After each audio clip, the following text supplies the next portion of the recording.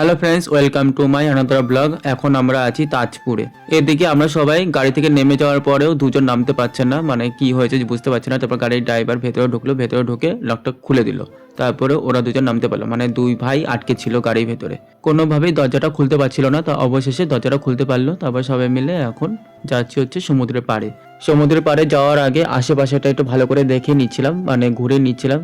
আর ওই দেখো সামনে লাইট হাউস, এখানে লাইট হাউস ছিল, আমি এই প্রথম লাইট হাউস দেখলাম। তারপরে সবাই মিলে চলে গেলাম সমুদ্রের ধারে। সমুদ্রের ধারে যাব কি, এক একজন দৌড় দিয়েছে কি, মানে সমুদ্রের বিচে।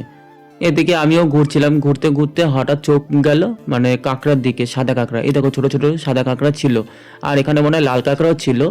পরে যদি দেখতে পাই তাহলে ভালো হয়। আর এদিকে তানিকে বলছিলাম একটু ভিডিও ক্লিপ নিয়ে আমার কয়েকটা, তারপরে নিয়েছিল তানি। তারপরে এদিকে সবাই ছবি তুলতে ব্যস্ত হয়ে পড়েছে, সবাই ছবি তুলছে, ভিডিও করছে।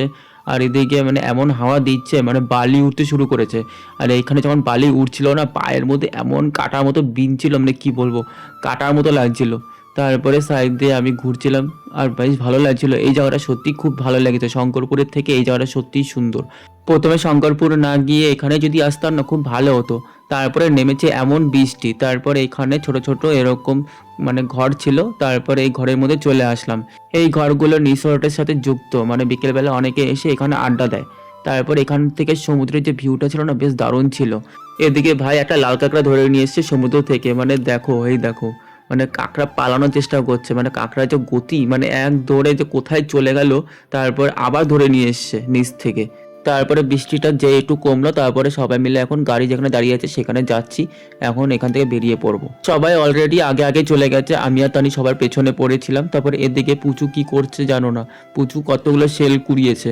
আর ও এগুলো বাড়িতে নিয়ে যাবে, কি করে নিয়ে যাবে। তারপর মামির কাছে একটা প্লাস্টিক ছিল, তবে প্লাস্টিকটা দিল, ও প্লাস্টিকে ভরে নিল, এক প্যাকেট হয়ে গেছে সেল।